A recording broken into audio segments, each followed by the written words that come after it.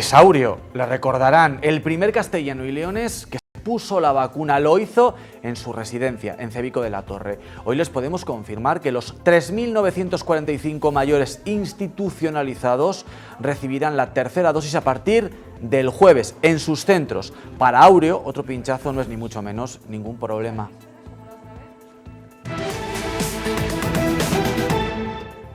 Y decididos a recibir la tercera. Yo por mi parte, y yo lo que respecta a mis compañeros, les aconsejaré que hay que tratar de combatirlo, y se acabó. La justicia ha hablado y ahora el ayuntamiento tiene que asumir, tendrá que pagar la deuda por la calle Jardines. Ya no hay más opciones, así que el ayuntamiento y diputación trabajan para encontrar la fórmula menos gravosa, así lo dicen, para el consistorio y para la diputación. Hay que recordar que con los intereses esa deuda asciende ya a los 25 millones de euros. Parece que se optará por una fórmula mixta. Enseguida les contamos en qué va a consistir. Comisiones Obreras e Izquierda Unida Castilla y León se han reunido para marcar una línea de trabajo que permitirá a la izquierda alcanzar el poder en la Junta de Castilla y León mientras defienden una subida del salario mínimo interprofesional, la derogación de la reforma laboral o el corredor ferroviario entre Palencia, Valladolid y Medina. El objetivo es que no olviden sus raíces, que ahora y toda una vida después estos ancianos puedan volver a recorrer las calles en las que crecieron. Han salido de su residencia para volver, aunque sea por un día, a sus pueblos. Les vamos a acompañar. Y en el tiempo para el deporte hablaremos de los partidos que se han disputado este fin de semana, del Palencia Club de Fútbol y de la Primera Regional de Aficionados, pero no solo eso. Porque el Deportivo Guardo Fútbol Sala arrancaba la competición con una derrota ante Santiago Futsal, equipo recién descendido de la Segunda División. A pesar de la derrota, los de Diego Garrido continúan con buenas sensaciones de cara a la temporada 2021-2022.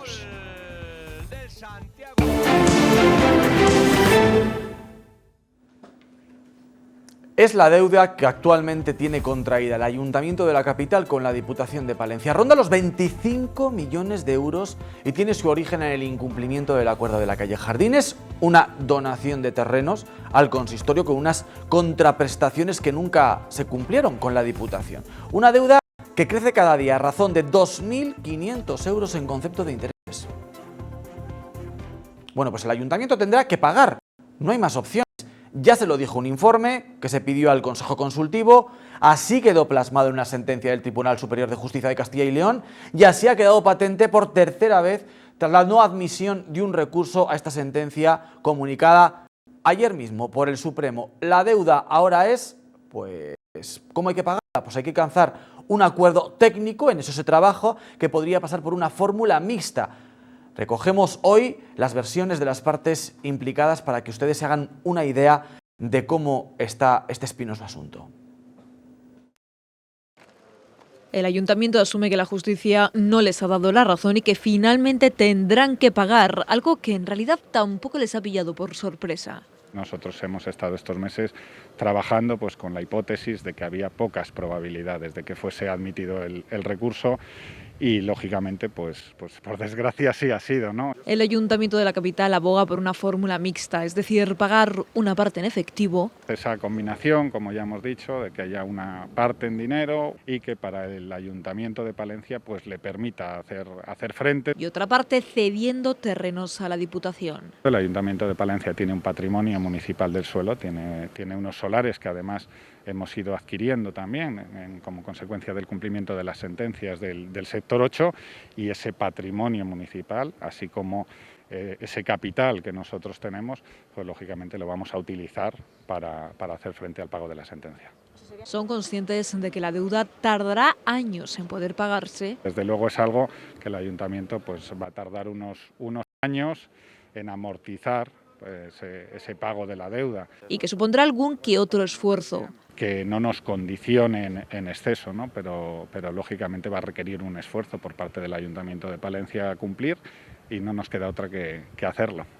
El Ayuntamiento espera poder resolverlo cuanto antes, aunque de momento no se atreven a hablar de plazos. Diputación quiere que el problema se resuelva cuanto antes y aunque no pone fecha sobre la mesa... Yo espero que este año sí, Alba. Recuerda que este es un asunto heredado y que para que el ayuntamiento haga el pago hay muchas alternativas que dependerán de un acuerdo técnico, pero que podrían ser mixtas, como defiende el ayuntamiento, es decir, que parte del pago se haga con terrenos municipales. El propio convenio del año 2005 contemplaba las fórmulas mixtas de pago. Es la opción más viable porque el pago íntegro en efectivo y a plazos podría ser más gravoso. A plazos, directamente a plazos al acreedor, hace que se siga generando intereses.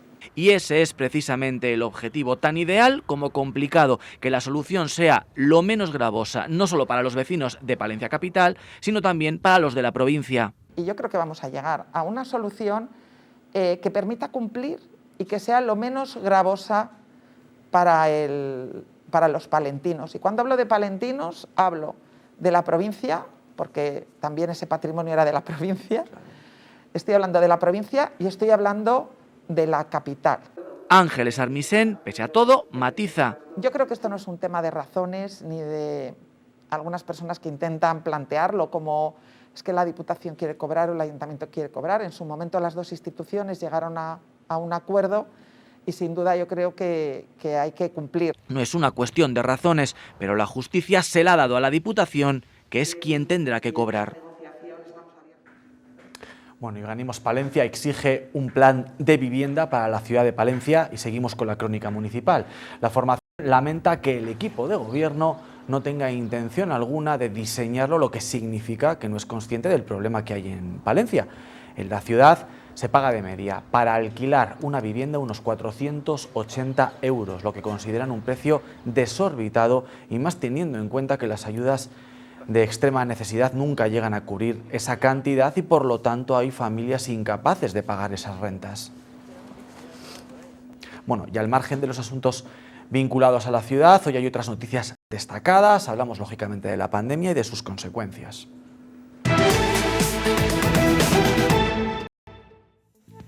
Era una fecha esperada, hoy entramos en lo más parecido a una nueva normalidad, en la fase de riesgo controlado. ¿Esto qué significa? Pues fundamentalmente que se eliminan los aforos en todos los sectores, comercios, bares, restaurantes, pubs o discotecas. Pese a todo, hay otras medidas que sí se mantienen, como es por ejemplo el uso obligatorio de la mascarilla, la ventilación y las distancias de seguridad, por complicado que resulte en algunos espacios. Hoy el vicepresidente de la Junta ha intentado aclararlo. Escuchen.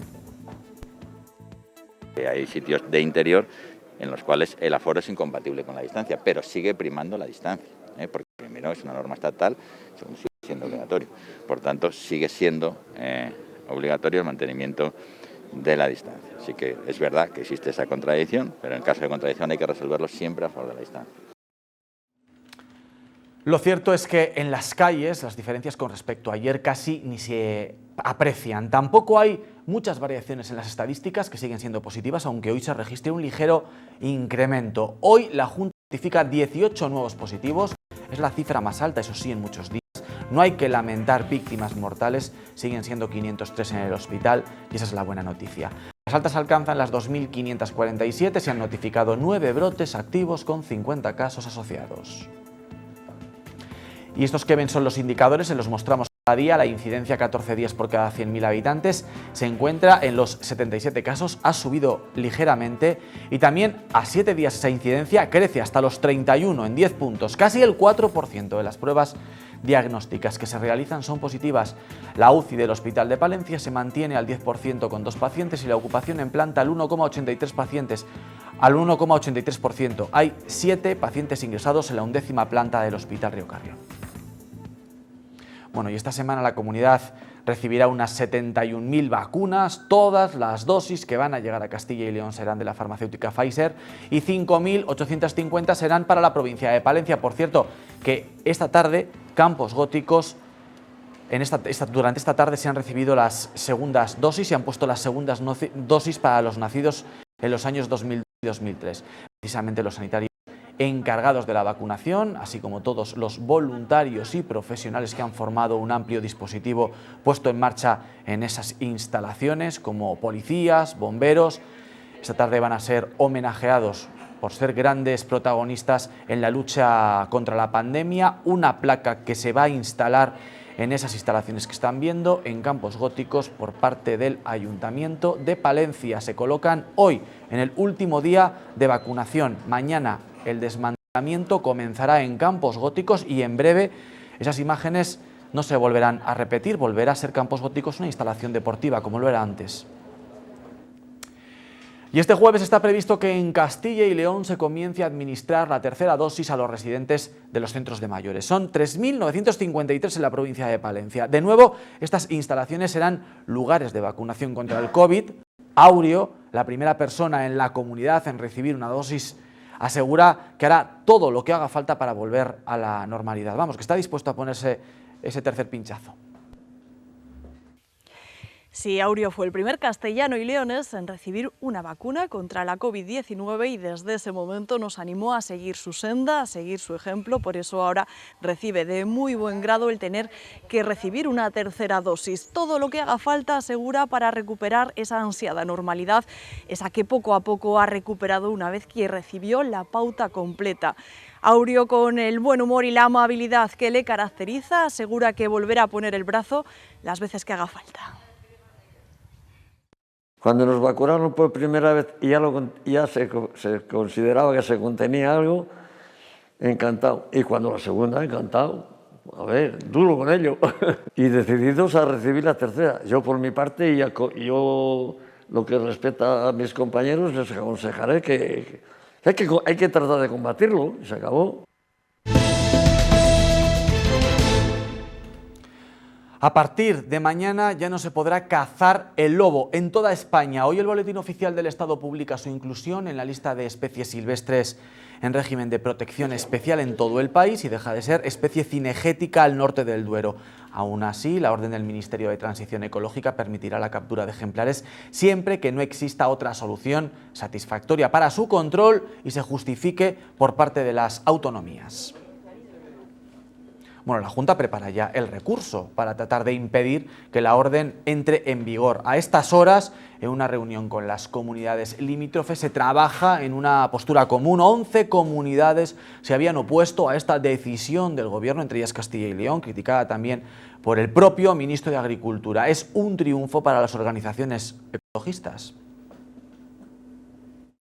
¿Cómo podemos decir que luchamos por el mundo rural y ahora, pues para hacer el caldo gordo a determinados sectores ecologistas, impedimos que se gestione el lobo en nuestras comunidades? Entendemos que esto es una buena noticia para todos, para los ganaderos, porque esto va a suponer que tengan más medios económicos, más apoyo para tomar medidas de coexistencia con el lobo. El Ministerio lo que ha hecho es desoír la voz de los pueblos, la voz del campo, y con esto lo que aboca a los ganaderos es a la ruina. Comisiones sobre la Izquierda Unida Castilla y León van a trabajar de la mano para intentar que la izquierda gobierne en la comunidad ante un proyecto, el del Partido Popular. Dicen que está agotado. Entre sus prioridades, la reforma laboral o el salario mínimo interprofesional.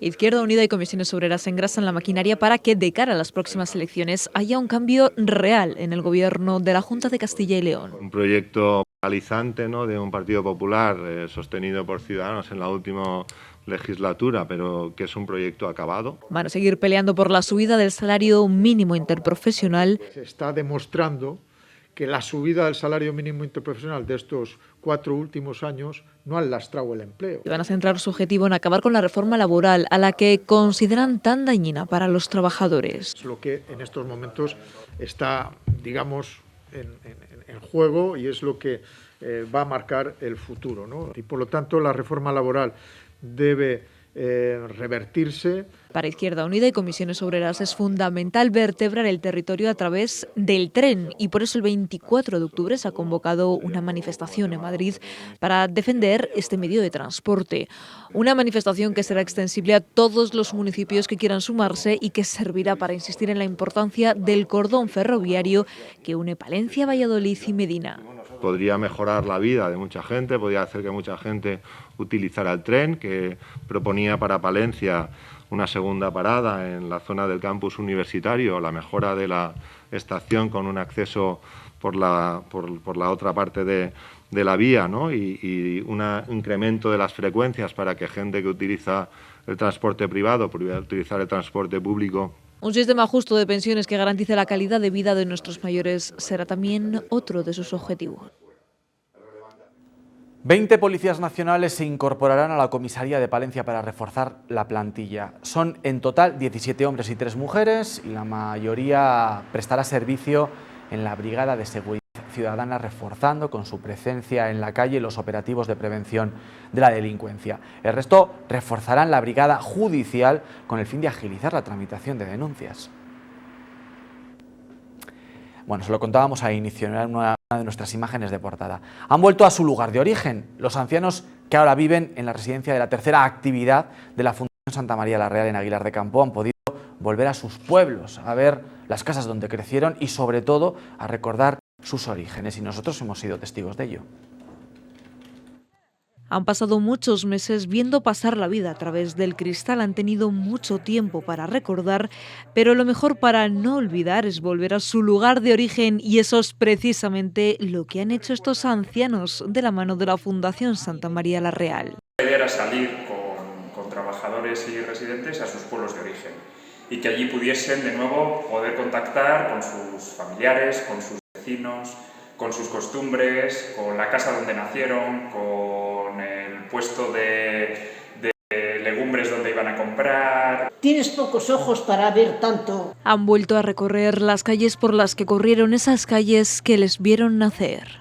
Todo eso estaba, pero lo ves ahora. Uy. Una forma de desenterrar recuerdos que parecían olvidados, pero que estaban ahí, solo hacía falta despertarlos. Muy grande para mí, muy grande, un día grande. Hemos descubierto historias maravillosas, algunas de ellas ya las conocíamos y otras nos las han ido mostrando según íbamos caminando y paseando por las calles de todos estos pueblos. Incluso con gente válida y con gente perfectamente orientada y con gente con deterioro cognitivo, con lo cual también hemos aprendido mucho, porque cuando llegaban a su pueblo pues era un mundo lleno de descubrimientos para ellos, ¿no? A ti te ha gustado, ¿verdad, mamá? Y no quería venir, la verdad. Lo habría sentido muchísimo. Una iniciativa llena de cariño, de nostalgia, para dar fuerza a nuestros mayores, porque la mejor forma de seguir adelante es no olvidar de dónde venimos. Así damos paso a continuación a los deportes con Hugo Cancho.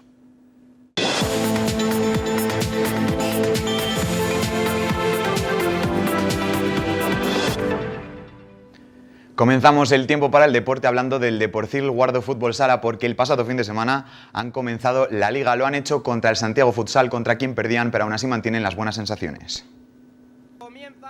El Deporcil Guardo Fútbol Sala ha comenzado el curso con una visita al Santiago Futsal y perdía 3-1, aunque en un partido que estuvo muy igualado. El trabajo de los chicos fue descomunal, o sea, muy bien. Las acciones son muy buenas.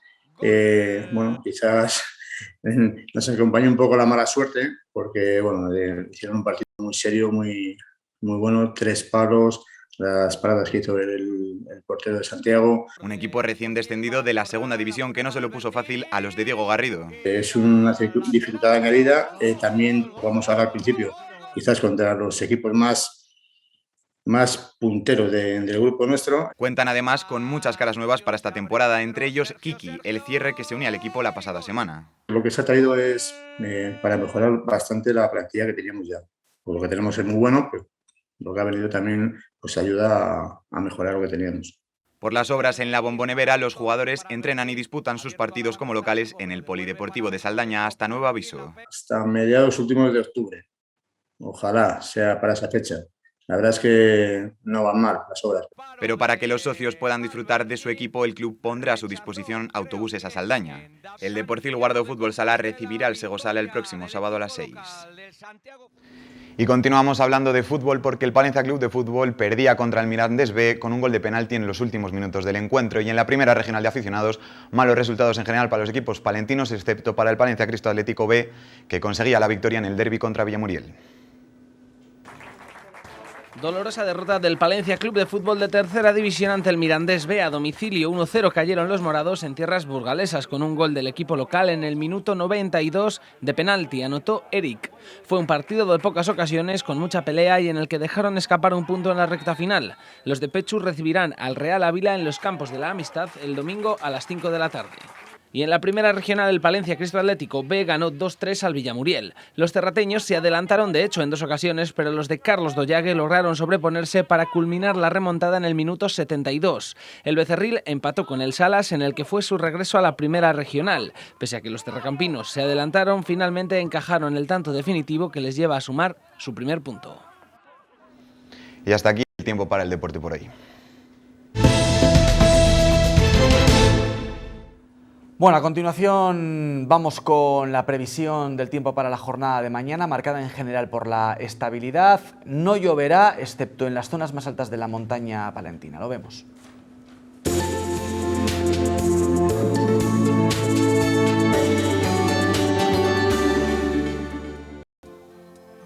Esta es la previsión meteorológica para la jornada de mañana.